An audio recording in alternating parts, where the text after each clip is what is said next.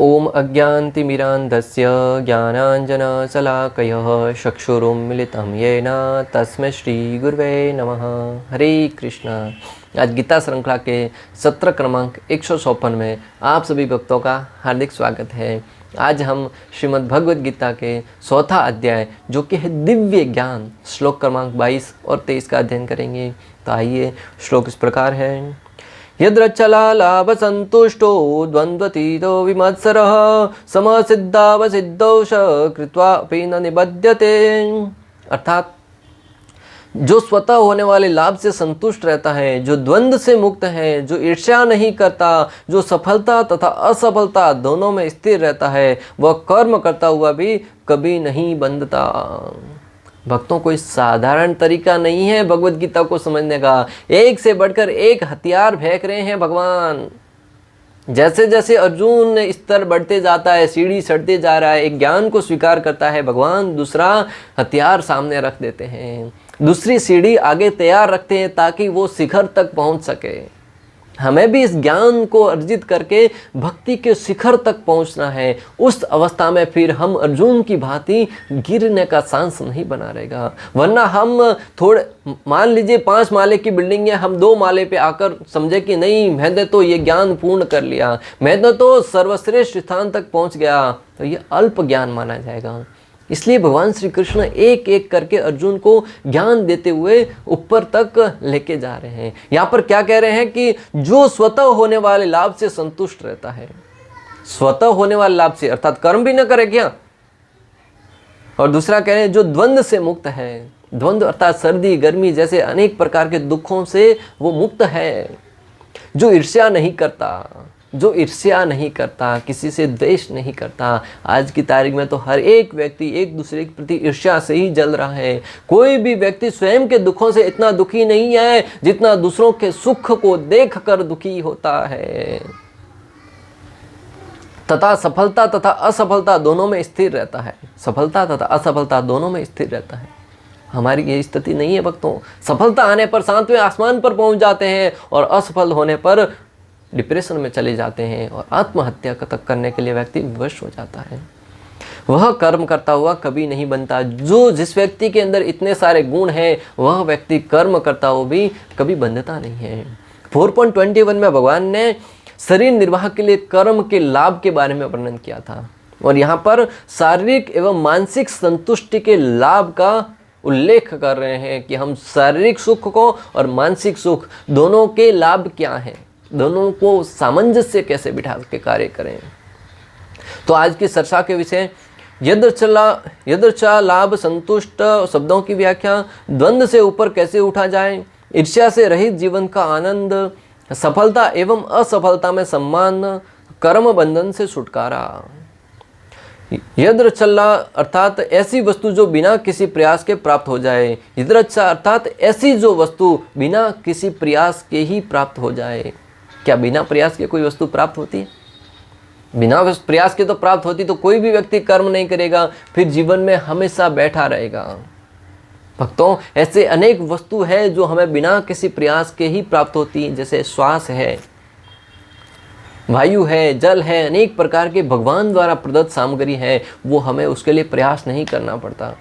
कभी आपने प्रयास किया कि नहीं, मैं सांस लेने का प्रयास करता हूँ, सांस नहीं आ रही है, स्वतः ही प्रक्रिया चल रही है। अभी हम क्लास दे रहे हैं, आप क्लास सुन रहे हैं, प्रक्रिया हमारे अंदर श्वास की स्वतः चलती रहती है।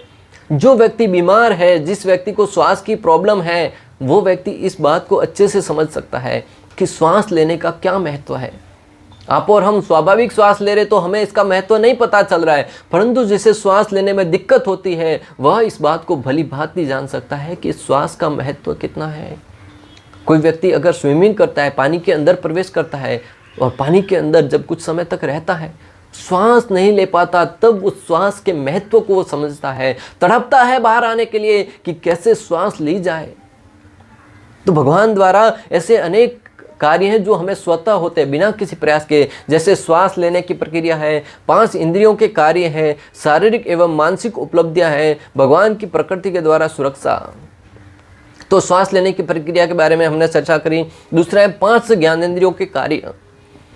आँख है वो स्वतः ही किसी वस्तु के ऊपर जैसे ही दृष्टि पड़ती है हम तुरंत देखने का प्रयास करती है। कानों के द्वारा कोई भी शब्द बोल रहा है स्वतः ही हम उसको सुन लेते हैं। कभी सुनने के लिए मान लीजिए आपके कान है वो बहरे हैं, वह व्यक्ति सुनने का जो महत्व है वो समझ सकता है। अनेक प्रकार के मशीन उपकरण लगाकर फिर वो सुनने का प्रयास करता है। जिसकी आंखें नहीं है वो समझ सकता है कि आंखों का कितना महत्व है। कभी कभी किसी के अंदर ऐसी बीमारी आ जाती है कि जो कानों से शब्द सुन रहा है उसका टेस्ट जीवा पर आता है। कई लोगों में, कई कम लोगों में होता है, परंतु ऐसी बीमारी होती है तो उसे किसी एकांत कमरे में जाकर भोजन करना पड़ता है, क्योंकि जब कोई बोलता है तो उसे शब्द का स्वाद जीवा पर आता है, वो भोजन का स्वाद नहीं ले पाता है। एक व्यक्ति न्यूज में बता रहे थे कि इस प्रकार की बीमारी एक होती है। तो हम स्वाभाविक ही स्वतः ही सुनते हैं। कहीं भी बात चल रही है, हम अलग से प्रयास नहीं करना पड़ता है, बात चल रही है हम स्वतः सुनते रहते हैं। अभी हम बोल रहे हैं, हर एक शब्द के लिए कहीं से कोई बार बार सोचना नहीं पड़ता है, वो स्वतः ही शब्द अंदर से निकल रहे हैं जो हमने पढ़ के रखा है पहले से। जैसे ही व्यक्ति इस धरा पर आता है, कुछ बातें सीखता है, जैसे हमने हिंदी भाषा सीखी, उसके बाद बार बार उसको ऐसा नहीं कि रात को सो गए फिर भूल गए, सुबह उठ के वापस सीखना पड़ेगा।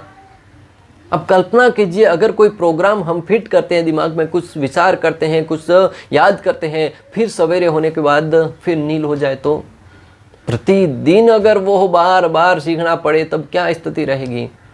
परंतु हम जो सीखते हैं वो स्वाभाविक ही हमारे अंदर से निकलता है। ये भी है भगवान द्वारा बिना किसी प्रयास के प्रदान किया जाने वाला उपहार। शारीरिक एवं मानसिक उपलब्धियां। शारीरिक, शरीर के लिए कुछ उपलब्धियां हैं। 2 तगड़े हाथ है, पाँव है, शरीर है, अच्छा है। अलग से एक हाथ को बढ़ाने के लिए अलग से कोई मेहनत नहीं करनी पड़ती। अब कल्पना कीजिए, आप ऐसा कीजिए, आपके हाथ हैं, दोनों उंगलियां समान रूप से बढ़ रही हैं। ऐसा नहीं कि इस हाथ की ये उंगली इतनी है तो दूसरी इतनी है, दोनों समान रूप से बढ़ रही हैं। शरीर का विकास है वो समान रूप से हो रहा है। हमारा एक हाथ ऐसा नहीं कि लंबा है दूसरा हाथ छोटा है, दोनों का समान रूप से विकास हो रहा है। तो भगवान द्वारा जो शारीरिक वो बिना किसी प्रयास के हमें प्राप्त हुआ है, समय के साथ व्यक्ति बढ़ता रहता है। और मानसिक उपलब्धियां, मन के द्वारा हम अनेक प्रकार के बातें हैं वो अंदर स्टोर करते जाते हैं। स्टोर है वो, हमें कुछ फाइल स्टोर करने के लिए GB, 1 GB, 2 GB अनेक प्रकार के स्टोर के लिए आवश्यक होता है, परंतु मन के अंदर हमारे दिमाग में कितनी ही बातें क्यों ना स्टोर कर लें, कभी स्टोर खत्म ही नहीं होता है। बचपन से लेके मृत्यु तक व्यक्ति कितनी बातों को, कितनी यादों को संजो कर रखता है। कभी सोचा है कि उसके अंदर जगह कम पड़ रही है? जितनी बातें सुनो उतनी नई नवेली लगती है। कोई बात हमें कभी दिमाग मना नहीं करता कि अभी इसको, पुरानी बातों को कुछ डिलीट करो, नहीं, वो स्टोर होती जाती हैं। ये भगवान द्वारा हमें बिना किसी प्रयास के प्रदान किए गए उपहार है। भगवान की प्रकृति के द्वारा सुरक्षा, ये प्रकृति के द्वारा हमें सुरक्षा प्रदान की गई है। हमें आवश्यक होता है, प्यास लगती है, जल स्वतः प्रदान किया जाता है। आवश्यक होती है, हवा स्वतः प्रदान की जाती है। सूर्य प्रकाश से स्वतः प्राप्त हो रहा है बिना किसी प्रयास के। क्या कोई आपने बड़ा सा सौर प्लांट लगाकर सूर्य बनाने का कोई प्रयास किया? नहीं किया। वो भगवान द्वारा स्वतः ही प्राप्त है। भगवान की प्रकृति है वो हर एक जीव को संतुष्ट रखती है। भक्तों, एक पेपर में एक बार एक दृष्टांत आया था, एक लेख छपा था जिसमें बताया गया कि जापान में वहाँ पर एक घर बनाया हुआ था। वहाँ पे साधारणतः भूकंप आते हैं तो लकड़े का घर बनाते हैं। तो एक घर के अंदर जब उसने घर दूसरे को बेचा तो दूसरा व्यक्ति जब आया और उसने देखा कि पुरानी कुछ पेंटिंग लगाई हुई थी, फ्रेम लगाई हुई थी, उसको निकाल कर वो अपनी लगा रहा था। जैसे उसने फ्रेम निकाली, वो जैसे लोहे की कील निकाली लकड़े में से, देखा कि एक छिपकली पीसी उसके कील में फंस गई थी। वो 4 साल पहले उसने कील ठोकी थी, उस समय छिपकली है वो अंदर फंस गई थी और अभी भी वो छिपकली जिंदा है। कैसे रह पाई? वैज्ञानिकों को सौंपा गया, न्यूज़ में आने लगा। तब उन लोगों के ऊपर जब रिसर्च किया तब देखा कि दूसरी छिपकली है वो उनको भोजन प्रदान करने के लिए उसके पास आती थी। शाम सवेरे टिफिन लेके आती थी, उसको खाना खिला के कुछ कीड़े मकोड़े जो भी प्रदान करती होगी वापिस चली जाती थी। ये है प्रकृति का बहुत ही सुंदर भेद भक्तों, एक दूसरे की सहायता करने का स्वाभाविक गुण। वो उस अवस्था में 4 साल तक वहाँ पे रही, फिर भी जीवित रही, क्योंकि प्रकृति ने उसकी सेवा करी, उसकी सहायता करी। ऐसी उसके अंदर भावना है। रेसिप्रोकली एक दूसरे की सहायता के लिए बनी है, तो आप तो हम मनुष्य हैं, हम एक दूसरे से घृणा करते हैं, स्वाभाविक है हमें एक दूसरे की सहायता करनी होगी। यद्र इच्छा लाभ संतुष्ट, जो स्वतः होने वाले लाभ से संतुष्ट रहता है। द्वंद्व से ऊपर कैसे उठे? दूसरा है द्वंद्व से ऊपर कैसे उठे। सर्दी गर्मी, सुख दुख, लाभ हानि, जय पराजय, शुभ अशुभ, हर एक स्थिति में संभाव रहता है भक्त। इनके कुछ दृष्टांत है भक्तों, जैसे किसान है, वो चाहे गर्मी हो सर्दी हो दोनों में संभाव रहता है। एक क्लास में टीचर ने बच्चों से पूछा कि ऐसा व्यक्ति कौन है जो भले सर्दी हो गर्मी हो, बारिश हो तो भी उससे नहीं भीगता, गर्मी हो तो भी उसे वो परेशान नहीं होता, ठंडी हो तब भी वो उसके ऊपर कोई हानि नहीं पहुंचा सकती। बच्चे सोचने लगा कि हर एक व्यक्ति बारिश में तो भीगता होगा। भक्तों भाव समझने का प्रयास कीजिएगा। उस टीचर ने जब कहा कि किसान, उस बच्चों के आंखों से अश्रुधारा बहने लगी। आप और हम भी कल्पना कीजिए, भले सर्दी हो गर्मी हो बारिश हो, हर एक अवस्था में किसान है वो अपने खेत में रहते हुए, उस अवस्था में कार्य करते हुए अन्न उगाता है, फसल पैदा करता है। आप और हम ऐसी कंडीशन में बैठकर रोटी खाते हैं, अनेक प्रकार का अन्न है वो व्यर्थ करते हैं, कभी नहीं सोचते कि कितना मेहनत से उगाया होगा। किसान है वो हर अवस्था में दुखी होकर, भले गर्मी सर्दी बारिश में संभाव रहते हुए उस स्थिति को पार करता है। गर्मी और सर्दी में वो किसी प्रकार का उद्वेगित नहीं होता है, हमेशा संभाव रहता है। दूसरा है सुख तथा दुख। सुख तथा दुख में संभाव रहना। पांडवों का दृष्टांत आता है भक्तों। पांडवों के जीवन में अनेक प्रकार के दुख आए और सुख भी आए। इंद्रप्रस्थ जैसा राज्य भी प्राप्त हुआ और 12 साल का वनवास, 1 साल का अज्ञातवास, ऐसे अनेक द्वंद्व भी आए, कष्ट भी आए। लाक्षागृह में जलाकर भस्म करने का प्रयास किया गया। अरे जो राजघराने में पले बड़े हैं उनको वन की ठोकरें खाने के लिए बाहर भेज दिया। 1 दिन 2 दिन नहीं, 12 वर्ष तक भक्तों। जो स्वाभाविक स्थिति है पांडवों की, उससे भेष बदलकर दूसरे भेष में रहकर उनको वनवास बिताना पड़ा। कितना दुखदाई होगा, कितना कष्टदायी होगा, परंतु उन्होंने भगवान के ऊपर से कभी श्रद्धा नहीं हटाई। हमेशा भगवान के ऊपर आश्रित होकर, भगवान को ही अपना सब कुछ समर्पित करते हुए, एकमात्र आश्रय श्री कृष्ण को मानते हुए जीवन में आगे बढ़ते रहे। तीसरा है लाभ हानि। लाभ तथा हानि की चिंता किए बगैर कोई व्यक्ति अगर जीवन में कार्य कर सकता है तो वो भक्त ही कर सकता है। श्रील प्रभुपाद का दृष्टांत आता है भक्तों। उनका व्यापार का उनका बिजनेस था, बहुत बड़ा बिजनेस था, परंतु जब वो भक्ति में आए, भक्ति कार्य संपन्न करने लगे, उनके बिजनेस में लॉस होता गया, घाटा होता गया, परंतु वो लाभ तथा हानि में विचलित नहीं हुए। जब अच्छा कारोबार चल रहा था तब भी ऐसे ही थे, जब हानि हुई तब भी भगवान के ऊपर एकमात्र आश्रय रहकर भक्ति में लगे रहे। मात्र 40 रुपए लेकर विदेश गए थे, वो भी पैसा विदेश में नहीं चला, और वहां से जब आए, आज आप देखिए कितने करोड़ों रुपए का अंपायर खड़ा किया है श्रील प्रभुपाद ने, श्री कृष्ण के आश्रय के कारण। और उस अवस्था में सफलता प्राप्त करने के उपरांत भी वो उस सफलता से विचलित नहीं हुए, वो सफलता में भी संभाव रहे। अनेक प्रकार के सिद्धांत बताते गए, रात दिन अनेक शास्त्रों का लेखन करते रहे, अनेक प्रकार के भक्तों को प्रचार करते रहे। लाभ और हानि में संभाव रहता है भक्त। होता है शुभ तथा अशुभ। शुभ तथा अशुभ में भी संभाव रहना। वृंदावन वासियों का दृष्टांत आता है भक्तों। वृंदावन में अनेक प्रकार की शुभ घटनाएं भी हुई घटी और अशुभ घटनाएं भी घटती थी। आए दिन राक्षस है वो अनेक प्रकार के षड्यंत्रों द्वारा वृंदावन में जाकर वहां पर अनेक प्रकार के लोगों को प्रताड़ित कर रहे थे श्री कृष्ण के लिए, परंतु वृंदावन वासी है वो हमेशा संभाव रहे। इंद्रदेव ने भयंकर वर्षा करी, फिर भी वो कृष्ण के आश्रय में रहे, परंतु विचलित नहीं हुए। तो जो व्यक्ति द्वंद्व से मुक्त रहता है वह भक्त ही रह पाता है। भक्त जो ऐसे एक भक्ति के स्तर पर आ जाए ना, तब वो ऐसी हर एक स्थिति से संभाव की दृष्टि में रह सकता है। ईर्ष्या से रहित जीवन का आनंद। भक्तों, ईर्ष्या से रहित जो जीवन है उसका आनंद है वो, उसका व्याख्यान नहीं किया जा सकता, क्योंकि आप और हम उसको समझ ही नहीं पाएंगे। हम तो हमेशा छोटी छोटी बात पर ईर्ष्या करने लगते हैं।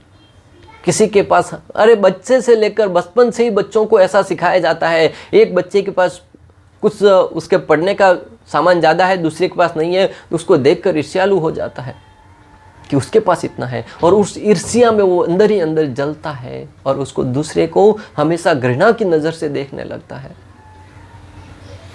ईर्ष्यालु व्यक्ति दूसरों के दुख में सुख का अनुभव करता है। जो ईर्ष्यालु व्यक्ति है वो दूसरों के दुख में सुख का अनुभव करता है। दूसरे के जीवन में जब संकट आए ना, तब स्वयं के जीवन में भले खाने के लिए कुछ भी नहीं है, भले दुखी है, परंतु फिर भी सुखी होता है, दुर्योधन की भांति। दुर्योधन जब भी पांडवों के जीवन में कष्ट देखता था, पांडवों को दुखी देखता था, तब वो बड़ा प्रसन्न होता था।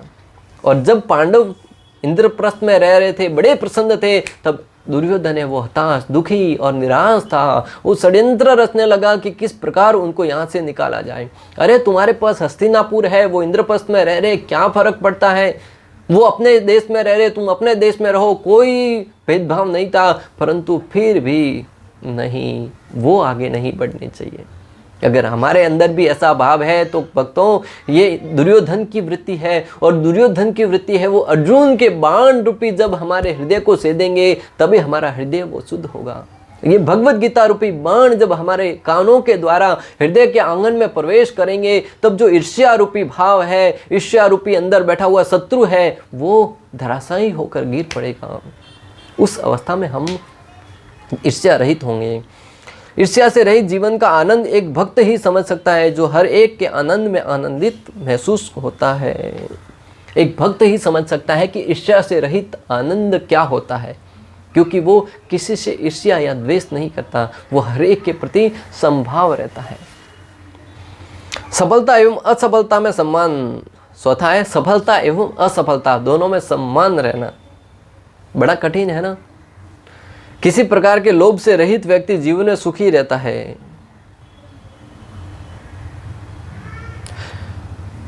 किसी प्रकार के लोभ से रहित व्यक्ति है वही जीवन में सुखी रह पाता है। भक्तों, एक प्रभु जी बता रहे थे, वो ट्रेन से जा रहे थे यात्रा पे, एक ट्रेन अभी आने का कुछ देरी था, वो ट्रेन के लिए वहां पर वेट कर रहे थे। दूसरा व्यक्ति कोई आया, उनसे पूछने लगा, तुम जीवन में सुखी तो हो, जीवन में सब कुछ संतुष्ट तो हो।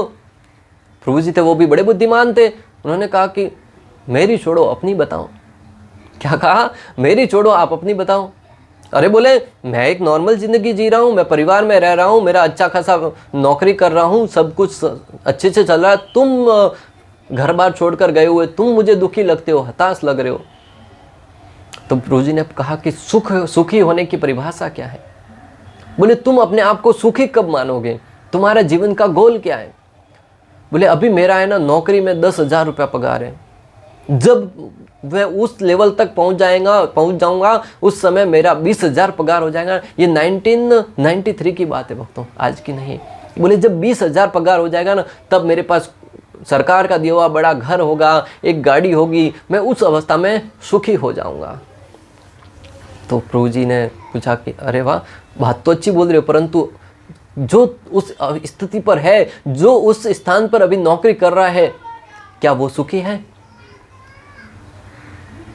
बोले, ये मैंने कभी तो इसके ऊपर विचार ही नहीं किया। तुमने तो सारा का सारा मेरा मजा था वो किरकिरा कर दिया। मैं तो इतनी यादें संजो कर रखा था, इतने जीवन में आशाएं लगा बैठा था कि उस स्थिति में आऊंगा तब सुखी हो जाऊंगा, परंतु तुमने ये बोलकर कि उस पद पर जो व्यक्ति आसीन है उसकी क्या इच्छाएं हैं, वह भी हमेशा ऊपर की स्थिति के बारे में विचार करता रहता है, वो उस अवस्था से संतुष्ट नहीं है। तुम भी उस स्थिति तक जाओगे तब और अंदर लोभ आएगा, आकांक्षाएं बढ़ेगी। व्यक्ति 10,000 कमाता है, 20 की इच्छा होती है, 20 कमाता है, 50 की इच्छा होती है, 50 कमाता है, लाख की इच्छा होती है। इच्छाएं बढ़ती रहती है। एक गाड़ी है, 2 गाड़ी की इच्छा होती है।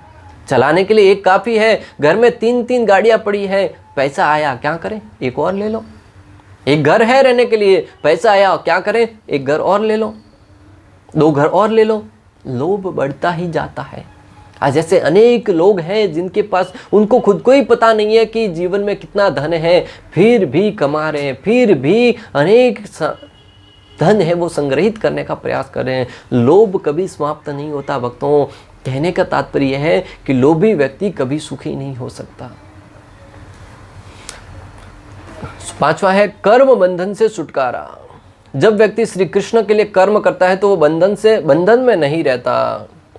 जब व्यक्ति भगवान श्री कृष्ण के लिए कर्म करता है तो वो बंधन में नहीं रहता। हनुमान जी है, अर्जुन का दृष्टांत आता है भक्तों। अर्जुन ने भगवान के लिए कर्म किया, वो बंधन में नहीं बना। हनुमान जी ने जघन्य से जघन्य अपराध किया लंका में आग लगाकर, परंतु किस लिए किया? भगवान श्री रामचंद्र के लिए। कर्मों का बंधन नहीं लगा। अभी श्लोक लेते हैं, श्लोक क्रमांक 23। गत्संगस्य मुक्तस्य ज्ञान अवस्थित चेतसः यज्ञाशारतः कर्म समग्रम प्रविलीयते। अर्थात जो पुरुष प्रकृति के गुणों के प्रति अनासक्त है, जो दिव्य ज्ञान में पूर्णतया स्थित है, उनके सारे कर्म ब्रह्म में लीन हो जाते हैं। पूर्ण रूपेण कृष्ण भावना भावित होने पर मनुष्य समस्त द्वंद्वों से मुक्त हो जाता है। जो सारे के सारे द्वंद्व देखा ना हमने, सुख दुख लाभ हानि गर्मी सर्दी अनेक प्रकार के द्वंद्व हैं, उन द्वंद्वों से मुक्त होने के लिए हमें कृष्ण भावना अमृत जीवन अपनाना होगा। जिसने भक्ति को जीवन में अंगीकार किया है वो इन सारी अवस्थाओं से मुक्त हो जाता है और इस तरह भौतिक गुणों के कलमश से भी मुक्त हो जाता है। और जब द्वंद्वों से मुक्त हो जाएगा तो भौतिक गुणों हैं जो अनेक प्रकार के कर्म हैं उनके गुणों से भी मुक्त हो जाएगा। जो व्यक्ति भगवान के साथ अपने संबंध को नहीं जानता अर्थात अज्ञान में रहता है वह हमेशा दुखी रहता है। जो व्यक्ति अपना संबंध है वो भगवान के साथ क्या है, दास और स्वामी का, जब रिश्ते को भूल जाता है, उस संबंध को भूल जाता है तो हमेशा दुखी रहता है, चिंतित रहता है। जिस प्रकार एक विद्यार्थी, जैसे कोई विद्यार्थी परीक्षा देने के लिए बहुत बार बोर्ड की एग्ज़ाम होती है, दूसरे राज्य में जाना पड़ता है, दूसरे स्थान पर एग्ज़ाम देने के लिए जाना पड़ता है, तब वो हमेशा चिंतित रहता है कि वहाँ पर कैसा एनवायरनमेंट होगा, क्या वहाँ पर रहने के लिए सुविधा ठीक होगी कि नहीं, वहाँ पर कैसे प्रिंसिपल होंगे, किस प्रकार के पेपर आएंगे, क्या होगा, तो वो हमेशा चिंता में रहता है। क्यों? वहाँ के बारे में अनुभव नहीं है उसको। कोई प्लेयर है, खेलने के लिए भी जाता है, अगर एक तो होम ग्राउंड में खेलता है, वहाँ की उसके जो पब्लिक है उसका सपोर्ट मिलता है और वहाँ के जो होम ग्राउंड है वहाँ से अच्छी भली भांति वाकिफ होता है, और एक दूसरे राज्य में जाकर देश में जाकर खेलता है तो वो चिंतित होता है कैसी पीस होगी, कैसा ग्राउंड होगा, कैसा क्राउड होगा।